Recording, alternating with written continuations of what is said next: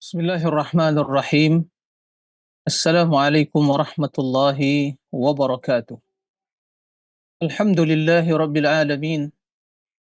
Wassalatu wassalamu ala ashrafil anbiya'i wal mursalin. Nabiyyina Muhammadin wa ala alihi wa sahbihi ajma'in. Wa man tabi'ahum bi ihsanin ila yaumiddin. Amma ba'd. Allahumma inna nas'aluka ilman nafi'an wa rizqan tayyiban wa amalan mutaqabbala. Allahumma 'allimna ma yanfa'una wanfa'na bima 'allamtana wa zidna ilma. Allahumma ati nufusana taqwaha wa zakkiha anta khairu man zakkaha anta waliyuha wa maulaha. Kaum muslimin dan muslimat, para pemirsa dan juga para pendengar rahimakumullah jami'an. Mudah-mudahan senantiasa dalam lindungan Allah Azza wa Jal, dalam keadaan sehat walafiat, mendapatkan kemudahan dan pertolongan dalam berubudiyah kepada Allah Subhanahu wa taala. Allahumma amin. Kita memuji dan memuja Allah Subhanahu wa taala dengan menyebut nama-nama Al-Husna, Asma'ul Husna wa Sifatil Ula. Hati yang meyakini bahawa seluruh nikmat dan karunia datang dari Allah. Lisan yang memuji Allah, kemudian anggota badan yang melaksanakan ketaatan kepada Allah sebagai bukti kesyukuran dalam kehidupan kita. Allahumma lakal hamd. Allahumma lakal hamdu awalan wa akhiran wa zahiran wa batinah. Salawat dan salam untuk Nabi yang mulia Nabi Muhammad sallallahu alaihi wasallam. Allahumma salli ala Muhammadin wa ala ali Muhammad. Kaum muslimin dan muslimat, para pemirsa dan juga para pendengar rahimakumullah. Pada kesempatan yang mulia ini kita akan melanjutkan pembahasan tentang amalul qulub, dan pembahasan kita masih berkaitan dengan atau seputar masalah dosa. Telah dijelaskan sebelumnya kewajiban untuk bertaubat kepada Allah Subhanahu wa taala, dan barang siapa yang tidak bertaubat maka dia tergolong ke dalam orang-orang yang zalim, dan barang siapa yang bertaubat maka dialah hamba yang beruntung dunia dan akhirat. Kemudian juga telah disampaikan bahwa bertaubat tersebut adalah amalan atau rutinitas ya harian seorang hamba. Tiada hari tanpa bertaubat kepada Allah Subhanahu wa taala, taubat secara khusus dan taubat secara umum. Dan yang demikian itu sebagaimana dijelaskan oleh Imam Ibnu Qayyim rahimahullah, hendaklah bersegera dilakukan dan tidak boleh ditunda untuk bertaubat kepada Allah Subhanahu wa taala. Karena menunda taubat adalah dosa yang lain atau dosa yang harus juga seorang hamba bertaubat dari menunda taubat tersebut. Ikhwatal iman, kaum muslimin dan muslimat rahimakumullah. Tentunya banyak dosa, ya. Dan banyak hal-hal yang diharamkan oleh Allah Subhanahu wa taala yang wajib kita tinggalkan. Nah, yang wajib ditinggalkan, dan hendaklah kita waspada jangan sampai terjatuh atau terjerumus melakukan perbuatan-perbuatan yang diharamkan oleh Allah Subhanahu wa taala. Ada dosa yang sampai kepada batas ya mengeluarkan seseorang dari Islam. Ada dosa yang tidak sampai pada batas mengeluarkan atau membatalkan keislaman seseorang, kan tapi mengurangi keimanannya. Semua hal itu wajib ditinggalkan. Kemudian Al-Imam Ibnu Qayyim rahimahullah menjelaskan bahwa sesungguhnya seorang yang bertaubat dari dosa tidak akan terrealisasi taubat yang sesungguhnya kecuali bila dia meninggalkan 12 jenis dari hal-hal yang diharamkan oleh Allah Subhanahu wa taala. Ada 12 jenis dosa yang diharamkan yang tertera di dalam Al-Qur'an. Beliau Imam Ibnu Qayyim menyebutkannya dengan istilah ajnasul muharramat.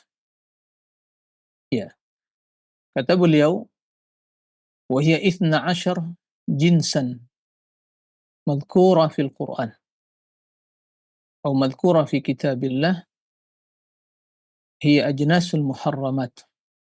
Ada 12 jenis yang disebutkan oleh Allah Subhanahu wa taala dalam Al-Qur'an, yaitu merupakan jenis-jenis al-muharramat yang diharamkan oleh Allah Subhanahu wa taala. Kemudian beliau menyebutkan yang pertama ada al-kufru, ya, kekufuran.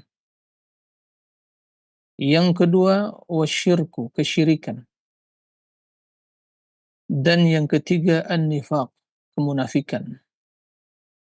Kemudian al-fusuq, al-fusuq, kejahatan al-fisq, wal isyan, kemaksiatan, dosa, ya, isyan, mendurhakai, wal ithm, dosa, wal udwan, al-udwan yang secara bahasa berarti udwan melampaui batas, dan apa maksudnya akan jelaskan. Nah, wal fahsya, al-fahisyah, wal munkar, kemungkaran, wal baghi, al-baghyu, wal qawlu 'ala Allahi bila ilmin, yaitu berbicara atas nama Allah tanpa ilmu, wattiba'u sabili ghairi sabilihi, mengikuti selain jalan Allah Subhanahu wa taala. Kata Imam Ibnu Qayyim rahimahullah, "Fahadhihi 12 jinsan 'alaiha madaru kulli ma harramallah." Inilah 12 jenis dosa atau yang diharamkan oleh Allah jenisnya. Tentunya ya di dalam masing-masing jenis tadi banyak ya bentuk-bentuk dosa atau macam-macam dosanya. 12 jenis dosa yang diharamkan oleh Allah, madaru kulli ma harramallah, merupakan ya eh, landasan semua yang diharamkan oleh Allah. Artinya semua yang diharamkan oleh Allah Subhanahu wa taala tidak keluar dari 12 ya jenis yang diharamkan oleh Allah Subhanahu wa taala. Ya. Wa ilaiha intihaul alam bi asriha.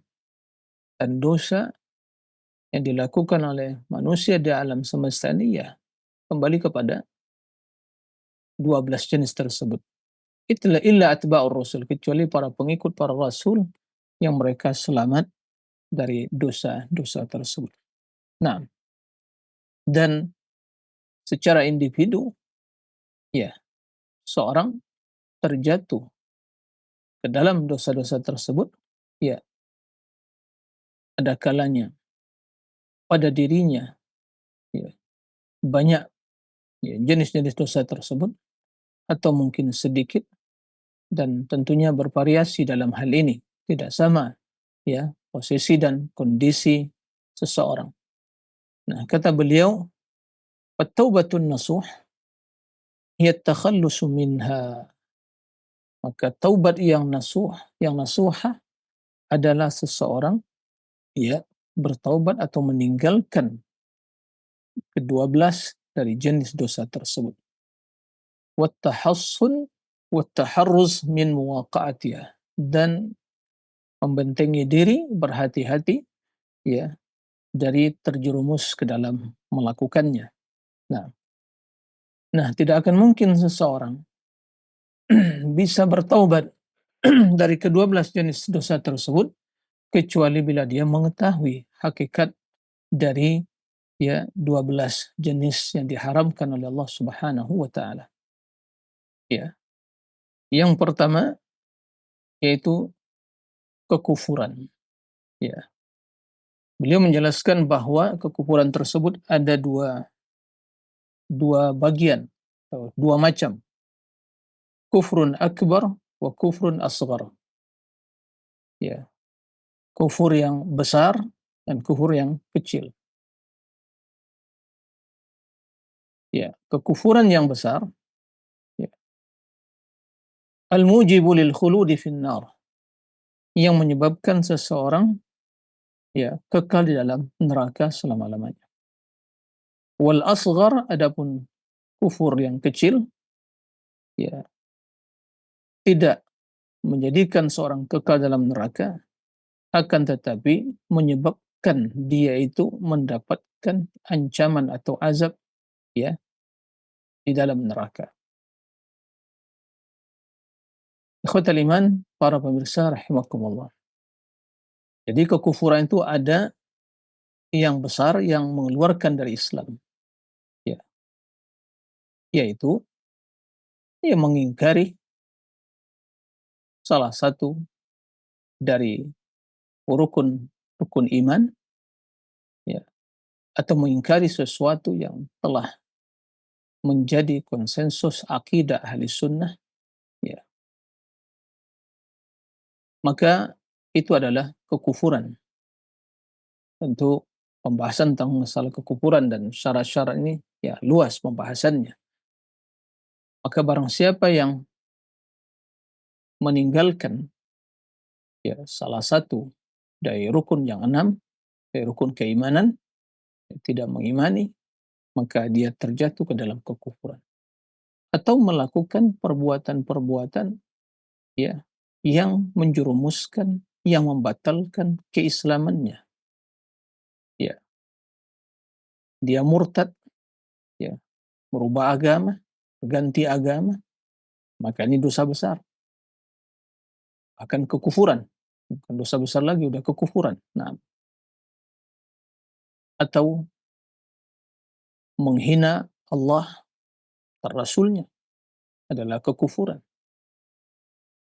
Atau ya mengatakan Al-Quran tidak lagi sempurna atau mengingkari salah satu atau mungkin satu huruf dalam Al-Quran adalah jenis kekufuran atau bentuk kekufuran. Nah, atau berolok-olok dengan agama, ya, adalah kekufuran. Nah, adapun kekufuran yang kecil, ya seperti ya mencela atau seorang mukmin, sibabuhu kufrun, ya, qitaluhu kufrun. Ya, qital di sini itu memerangi atau mencela. Ya, ini adalah bentuk dari syirik atau kufrun asghar. Intinya adalah dosa-dosa yang tidak sampai kepada batas kekufuran, artinya tidak mengeluarkan seseorang dari Islam, maka ini termasuk ke dalam kufrun asghar.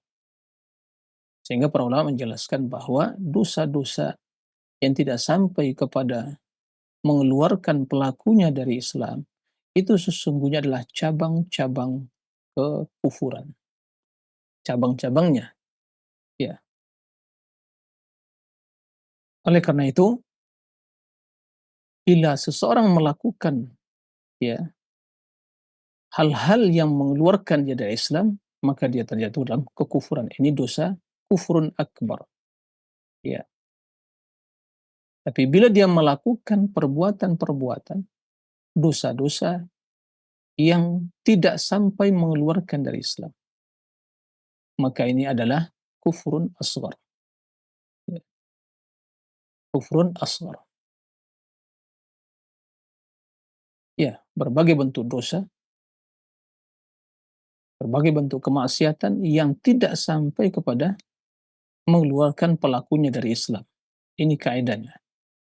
Nah, kita harus berhati-hati dan waspada jangan sampai terjatuh ya ke dalam kekufuran baik besar atau kecil.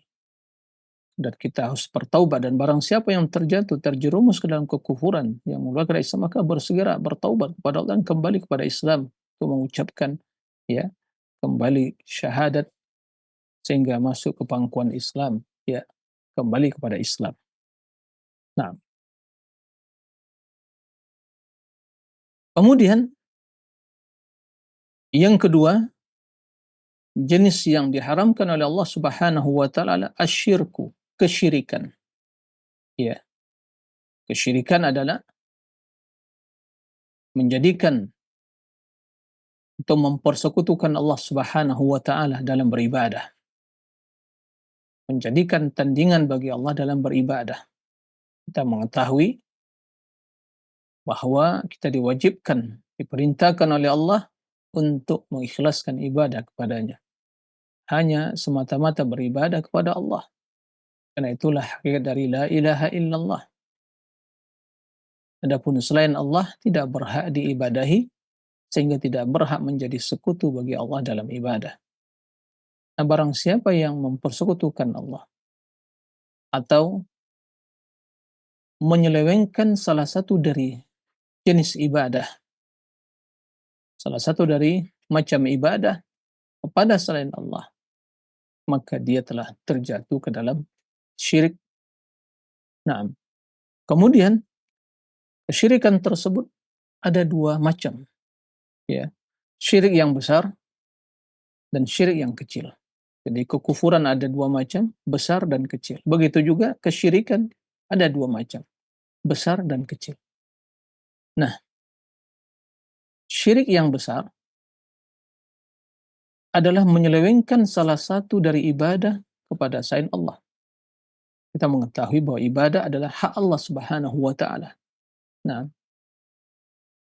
haqqullah 'alal ibad ay ya'buduhu wa la yusyriku bihi syai'an. Hak Allah yang wajib ditunaikan oleh hamba adalah beribadah dengan ikhlas tauhid kepada Allah, mentauhidkan Allah dalam ibadah dan tidak mempersekutukannya. Nah, maka ibadah sebagai yang kita maklumi segala bentuk, ya, atau segala perkara yang diperintahkan oleh Allah, dicintai oleh Allah Subhanahu wa taala, baik dalam bentuk perkataan atau perbuatan, ya, yang lahiriah dan batiniyah, yang tampak yang tersembunyi, yang diridhoi oleh Allah semula ibadah, yaitu wajib diikhlaskan, dipersembahkan hanya kepada Allah.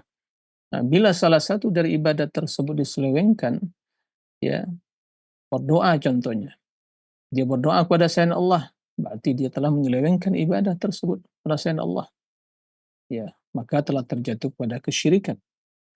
Ya, bernazar, menyembelih, ya, sembelihan adalah ibadah. Bila dia menyembelih karena selain Allah, diperuntukkan pada selain Allah, maka dia telah terjatuh kepada kesyirikan. Nah, atau sujud, sujud adalah ibadah, sujud pada kuburan misalnya, itu jelas kesyirikan besar, karena sujudlah ibadah. Atau meyakini bahwa selain Allah, ya, ada kekuatan-kekuatan yang bisa mengatur alam semesta ini, memberikan kebaikan, keberkahan, atau menjauhkan, menyelamatkan dari ancaman. Itulah keyakinan yang syirik, itu adalah bentuk dari syirik besar. Jadi, ya, hakikatnya adalah menyelewengkan, ya, salah satu dari ibadah kepada selain Allah Subhanahu wa taala, apapun bentuk dari sembahan atau yang diibadahi tersebut. Nah, ini adalah kesyirikan yang besar. Dan itu mengeluarkan dari Islam. Dosa yang terbesar yaitu asyirku billah, yang tidak diampuni, ya, oleh Allah Subhanahu wa taala bila pelakunya, ya, meninggal dalam keadaan berbuat kesyirikan. Tidak diampuni oleh Allah Subhanahu wa taala. Innallaha la yaghfiru an yushraka bih wa yaghfiru ma duna dzalika liman yasha. Allah Subhanahu wa taala tidak mengampuni perbuatan syirik dan mengampuni selain dosa kesyirikan. Nah, man mata wa huwa yad'u min dunillahi niddan dakhalan nar. Barang siapa yang mati dalam keadaan, ya, meminta, memohon atau menjadikan, ya, tandingan bagi Allah dalam beribadah, maka dia masuk neraka. Nah, aku syirik yang besar kekal dalam neraka selama-lamanya. Innahu may yusyrik billah faqad harramallahu alaihi al-jannah wa ma'wahu an-nar wa ma lidh-dhalimin min ansar. Orang yang berbuat kesyirikan, maka dia diharamkan oleh Allah baginya surga dan dia kekal dalam neraka selama-lamanya. Kemudian ya,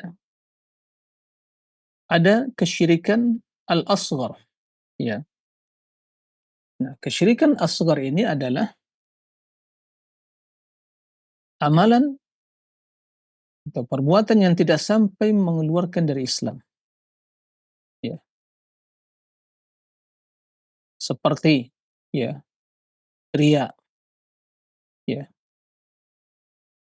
dan begitu juga berpura-pura, ya, melakukan sesuatu karena ingin dipuji, ya, ingin disanjung, mendapatkan pujian dari manusia, ya, atau bersumpah dengan selain Allah, ya, dan banyak, ya, macam dari atau bentuk dari syirik-syirik kecil. Sebagian memberikan definisi bahwa syirik kecil itu adalah, ya, amalan yang dihukumi sebagai syirik tapi tidak mengeluarkan dari Islam, ya. Kalau syirik besar mengeluarkan dari Islam. Tapi ada amalan-amalan yang dihukumi, perbuatan-perbuatan yang dihukumi sebagai syirik, tapi tidak sampai menjerumuskan ke dalam Islam, afwan, ke dalam kekufuran, tidak sampai menjerumuskan ke dalam kekufuran. Maka dia termasuk ke dalam syirik, ya, kecil. Nah, seperti, ya, di antaranya yasirur riya. Nah, Rasul mengatakan, "Akhwafu ma akhafu alaikum asyirkul asghar." Ya, fasuila anhu faqala riya. Sesuatu yang paling aku takuti terhadap kalian wahai umatku adalah, ya, syirik yang kecil. Beliau ditanya, apa itu syirik kecil? Beliau menjawab, ar-riya, ya, riya, beramal untuk ingin dilihat, ya, dipuji dan disanjung oleh manusia. Begitu juga seperti bersumpah selain dengan nama Allah, atau selain dengan Allah. Man halafa bi ghairillah faqad asyrak. Nah, bersumpah dengan selain Allah, syirik kecil. Ya. Tidak sampai mengeluarkan dari Islam. Begitu juga, ya, menggantungkan seperti tamimah atau azimat, ya, untuk penangkal, ya. Man ta'allaqa tamimatan faqad asyrak. Barang siapa yang menggantungkan tamimah, sesuatu yang digantungkan di leher anak atau di mobil atau yang sejenisnya untuk menangkal, sebagai sebab untuk menangkal kejahatan, menghindari, ya, mara bahaya dan yang sejenisnya. Ada juga dalam bentuk perkataan, Masya Allah wa syi'ta, itu adalah kesyirikan. Menggabungkan antara masyiah Allah dengan masyiah hamba, ya, atau seperti ungkapan sebagian mungkin, ya, dalam bahasa kita, ya, jika bukan karena dokter maka, ya, pasien telah meninggal. Nah, di sini dia, ya, mengkaitkan, ya, kematian pasien itu dengan dokter. Karena dokter, kalau tidak maka dia akan meninggal. Tapi yang benar adalah ucapannya, kalaulah bukan karena Allah, kemudian bantuan dokter, ya, maka pasien akan meninggal. Jadi banyak. Ini harus kita waspadai dan kita tinggalkan. Tidak sempurna keimanan dan ketauhidan seseorang kecuali bila meninggalkan segala bentuk dari kesyirikan besar dan kecilnya. Nah, perlu dipahami, ya, istilah syirik kecil itu bukan berarti dia dosa kecil. Ya, perlu dipahami. Ya. Istilah syirik kecil itu bukan berarti dia itu dosa kecil. Ya, kesyirikan kendati dia itu kecil, tapi dia adalah dosa besar. Jadi, dosa itu ada dosa besar, dosa kecil. Ya. Maka syirik yang kecil bila dibandingkan dengan syirik yang mengeluarkan dari Islam, ya, maka dia tergolong kecil. Tapi kecilnya syirik tersebut adalah dosa besar, ya, lebih besar dari jenis dosa-dosa besar selain syirik. Lebih besar dari durhaka kepada orang tua, lebih besar dari, ya, lari dari medan peperangan, ya, lebih besar dari memakan harta anak yatim. Nah, lebih besar dari menuduh, ya, wanita-wanita yang baik berbuat zina dan seterusnya. Nah, karena syirik adalah hal yang sebagian jelaskan, innallaha la yaghfiru ay yushraka bih wa yaghfiru ma duna dzalika liman yasha. Allah tidak mengampuni dosa kesyirikan. Nah, Ini juga luas pembahasannya. Nah, kemudian yang ketiga, jenis yang ketiga kata an-nifaq, kemunafikan. Kita memohon kepada Allah dari sifat kemunafikan. Kata beliau ini daul udhal al-batin, ini penyakit virus yang sangat berbahaya yang tersembunyi kata beliau.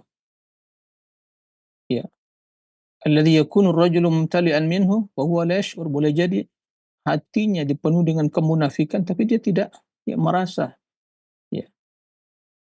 Dan amrun khafi kata beliau, amrun yang tersembunyi, perkara yang tersembunyi, khafiya 'alan nas, tersembunyi ya bagi manusia.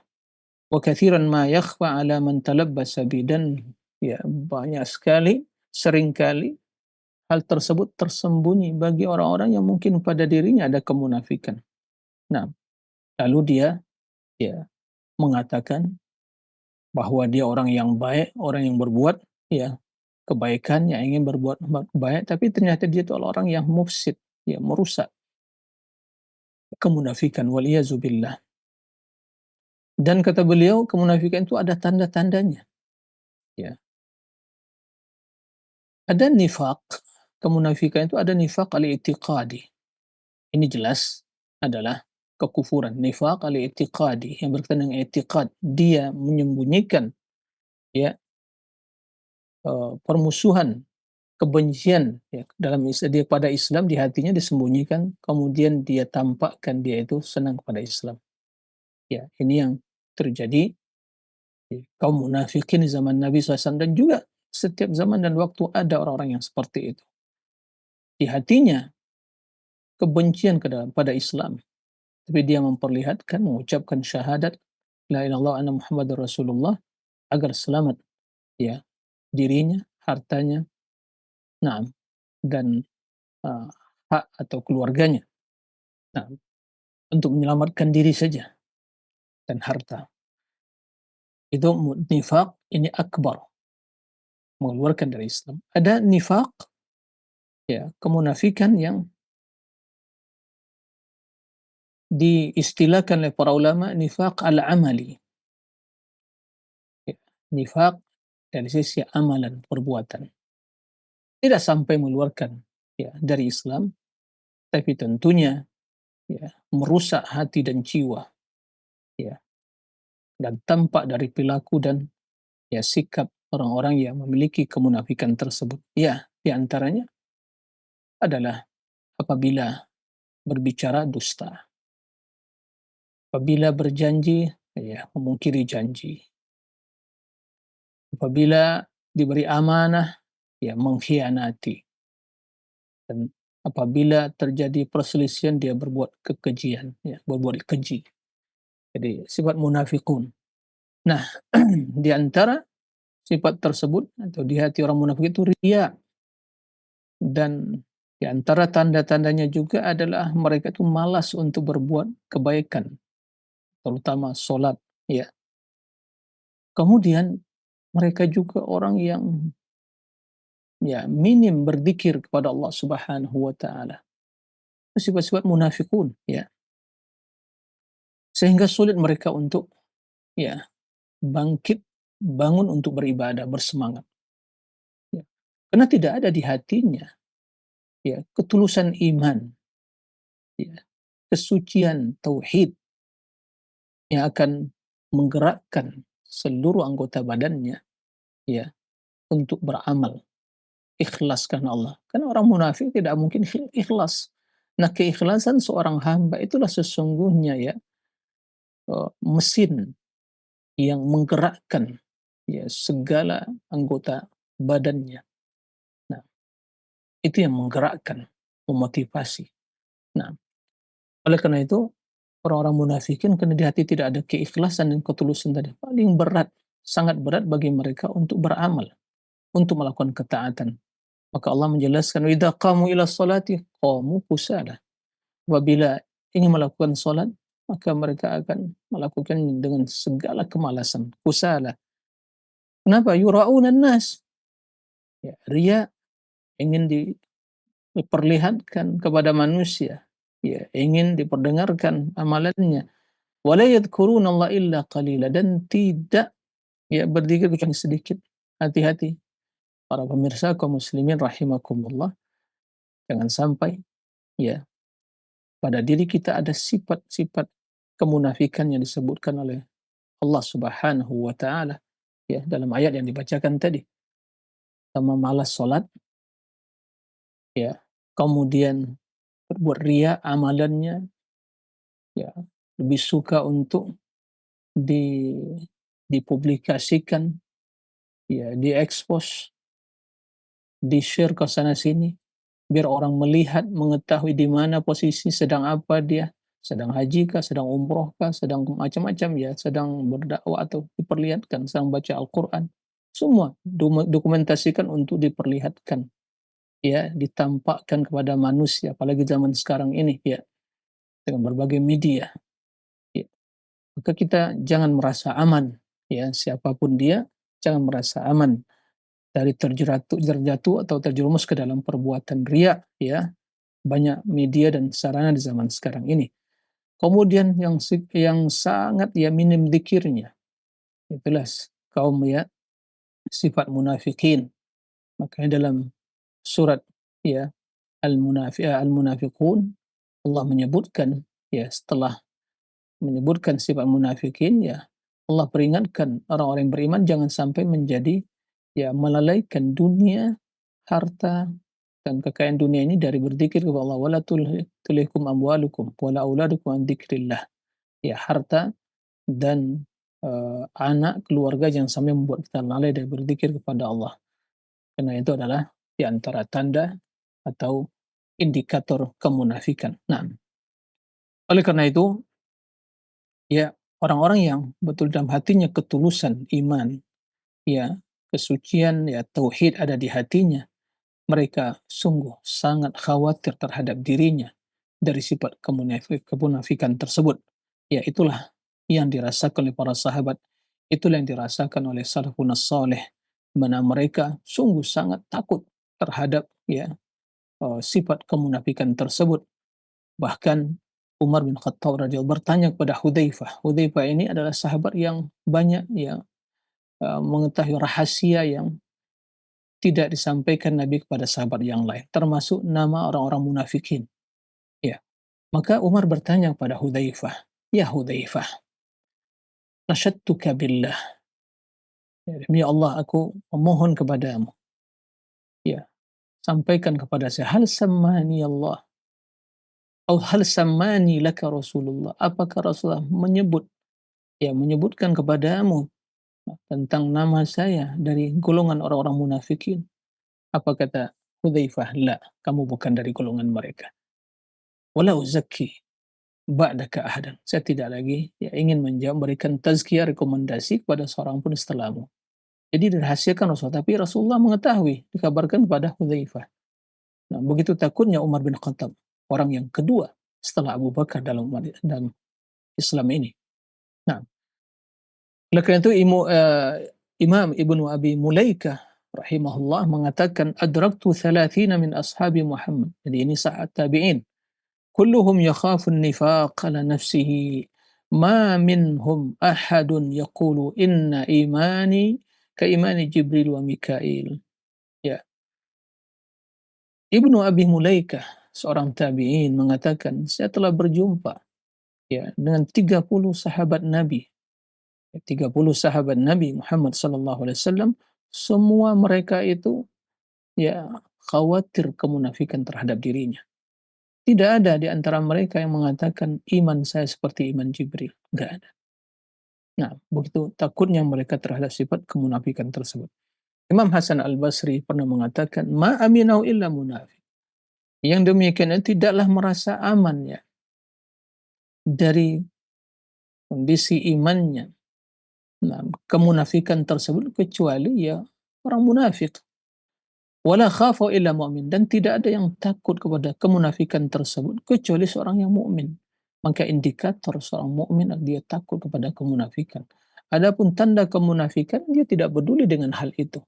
Bahkan dia berpura-pura ya di hadapan manusia berbuat baik, tapi pada dasarnya dia adalah mufsid, orang yang berbuat kejahatan dan kerusakan.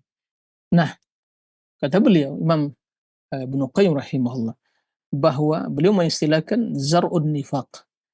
Jadi kemunafikan itu akan tumbuh seperti ya tanaman di atas dua ya mungkin pohon ya.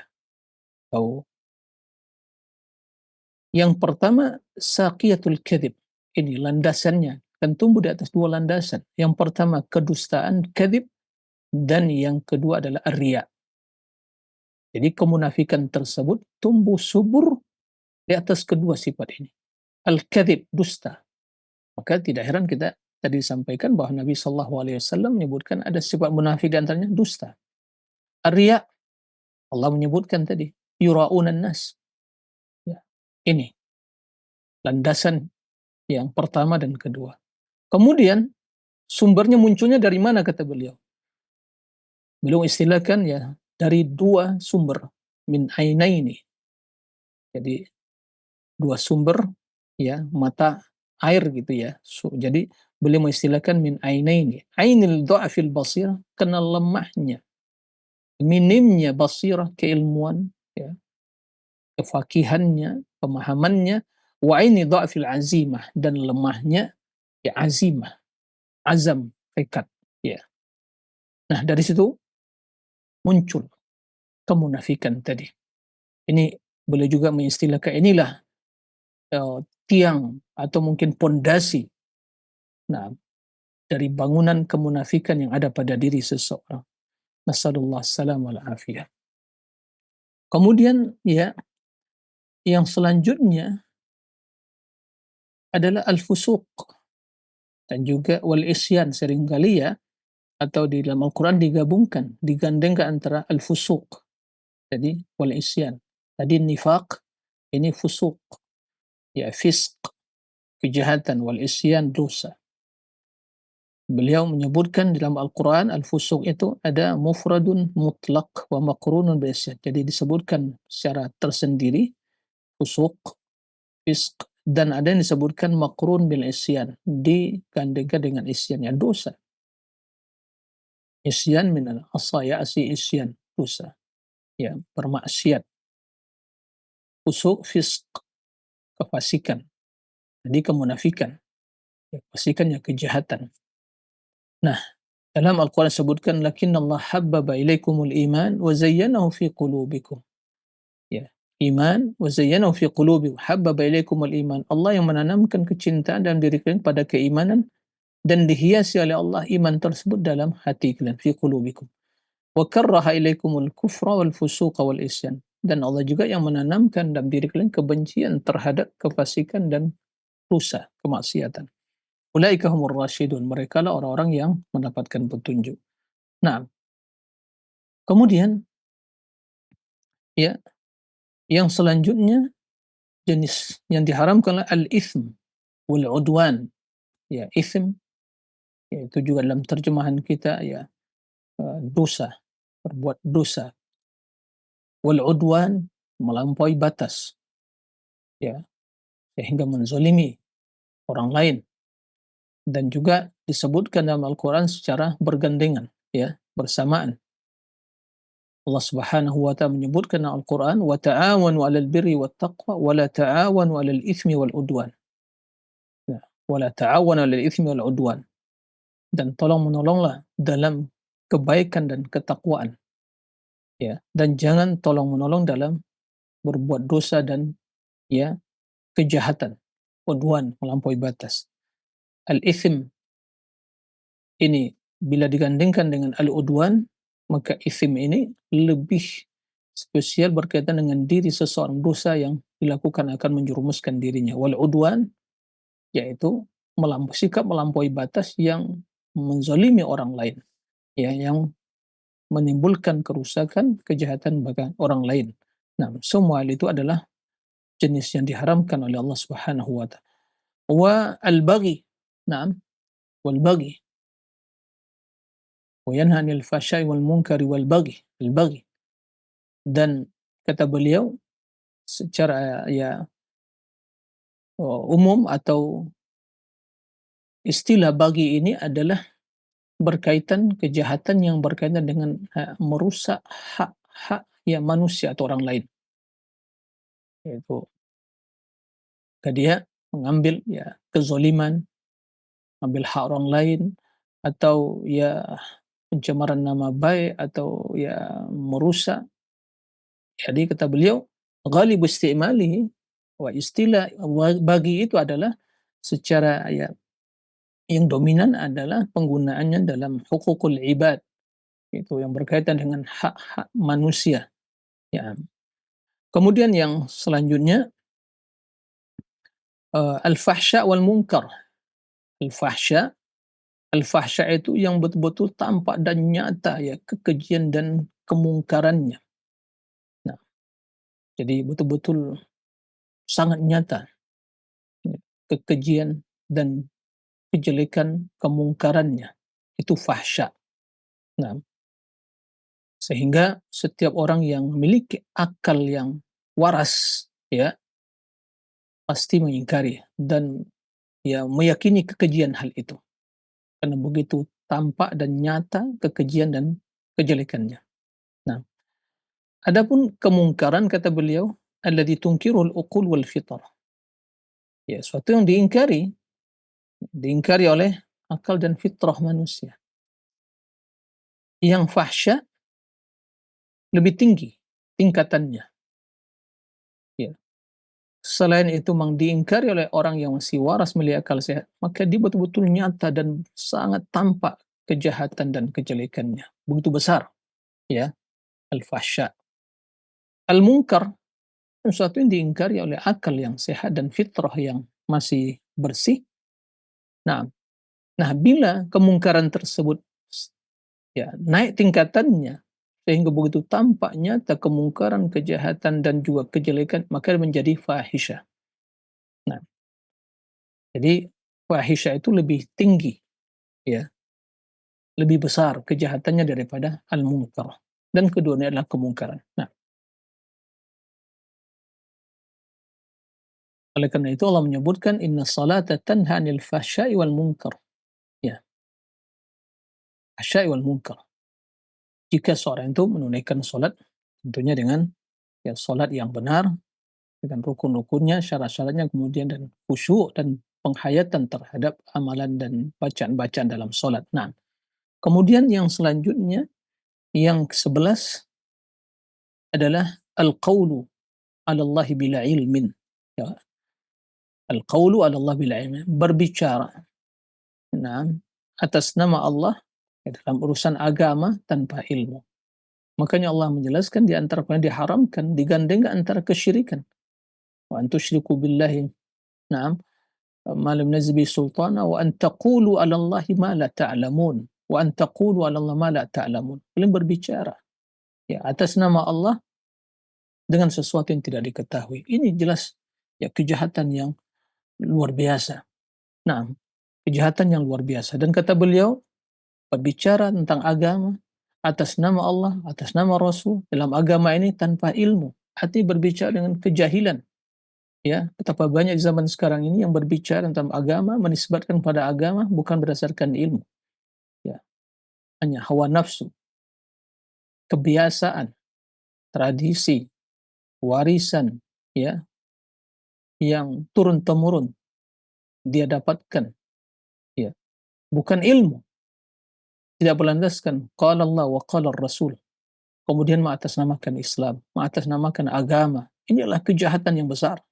Sampai Imam Ibnu Qayyim mengatakan, wa huwa asyaddu hadhil muharramat tahriman. Ini adalah ya perkara kejahatan yang sangat dahsyat yang diharamkan. Ya asyad sangat besar. Ya, sungguh sangat ya besar ya jenis keharamannya. Wa 'adhamuha itsman dan yang paling besar dosanya. Bahkan kata beliau wa huwa aslus syirki wal kufur. Itulah sumber dari asal muasal sumber dari kesyirikan dan kekufuran. Karena kejahilan tadi berbicara tanpa ilmu. Wa alaihi ussisat al bid'ah wad dhalal. Itulah landasan munculnya berbagai bid'ah dan kesesatan. Kenapa? Berbicara tanpa ilmu. Menisbatkan suatu pada agama tanpa ilmu. Ini sumber kejahatan, sumber kesesatan, bid'ah, dalalat, ya inilah sumbernya. Sehingga Kata beliau memberikan satu kesimpulan, "Fa kullu bid'atin mudillatin fid dini asasuhal qawlu 'ala Allah bila ilm." Semua bid'ah sesat, ya kan? Bid'ah semuanya sesat, nggak ada bid'ah hasanah. Karena bid'ah dalam agama ini ya bid'ah yang sesat di dalam agama, asasuha, landasannya adalah al-qawlu 'ala Allah bila ilm, berbicara ya atas nama Allah ya tanpa ilmu. Nah, maka mari kita waspada ya, hendaklah kita tahu diri ya. Jika kita mengetahui diri kita tidak berilmu, ya belajar. Jangan sampai kita tidak mengetahui bahwa kita tidak tahu. La yadri annahu la yadri, ini musibah nih. Dia tidak tahu bahwa dia tidak tahu. Kemudian berpura-pura tahu. Ini musibah. Ya. Nah, selama kita sadar bahwa kita tidak berilmu, ya belajar. Harus kita tahu diri. Nah, kemudian ya yang ke-12 itu tadi disebutkan oleh beliau, mengikuti selain jalan Allah Subhanahu wa taala. Ya, jalan orang beriman. Ini juga merupakan dosa besar, yaitu penyimpangan dan juga sumber kesesatan, ya, kesengsaraan. Sehingga Allah menyebutkan dalam Al-Quran, "Wa may yushaqiqir rasul min ba'di ma tabayyana lahul huda wa yattabi' ghaira sabilil mu'minin nuwallihi ma tawalla wa nuslihi jahannam wa sa'at masir." Barang siapa yang menentang Rasul, durhaka kepada Rasul, menyelisih perintahnya, dan ya setelah datang kebenaran dengan nyata kepadanya, jelas kebenaran, dah tampak dengan jelas kebenaran, ya, kemudian dia mendurhakai Rasul, tidak mengikutinya, bahkan mengikuti selain jalan orang yang beriman. Jalan orang beriman adalah jalan kitabullah, sunnah Rasulullah, itulah sabilullah yang diperintahkan adalah untuk diikuti. Qul hadhihi sabili wa an hadha sirati mustaqiman fattabi'u, jalan Allah adalah qala Allah wa qala Rasul. Nah, itulah yang diikuti oleh orang beriman. Nah, jalannya Rasulullah, jalannya para sahabatnya. Nah, barang siapa yang menyelisihi Rasul, kalau dia mengikuti sejalan selain jalan orang-orang yang beriman, apa kata Allah Subhanahu wa taala? Nuwallihi ma tawalla. Kami biarkan mereka berpaling kemana yang mereka ingin tuju, kemana arah mana yang mereka ingin tuju. Ya. Kemudian di akhirat nuslihi jahannam wasa'at masir. Di akhirat ya Allah Subhanahu wa taala akan memasukkannya ke dalam neraka jahannam wal billah. Nah, itulah 12 ya jenis, ya beliau mengistilahkan ajnasul muharramat, jenis ya hal yang diharamkan oleh Allah, yang semua itu ada dalam Al-Qur'an, dan kita harus waspada. Ya, waspada jangan sampai kita terjatuh, terjerumus ke dalam ya salah satu dari jenis dosa-dosa tersebut. Kembali disampaikan bahwa taubatun nasuh, kata beliau, at-takhallusu minha. Taubat nasuha yang sesungguhnya itu adalah seorang meninggalkan selamat dari ke-12 jenis yang diharamkan oleh Allah Subhanahu wa taala. Mudah-mudahan Allah Subhanahu wa taala menyelamatkan kita dari semua jenis-jenis yang diharamkan tersebut dan membimbing kita untuk melakukan ketaatan serta istiqamah di atasnya sampai akhir hayat kita. Allahumma amin. Nah, demikian wallahu a'lam. Nah,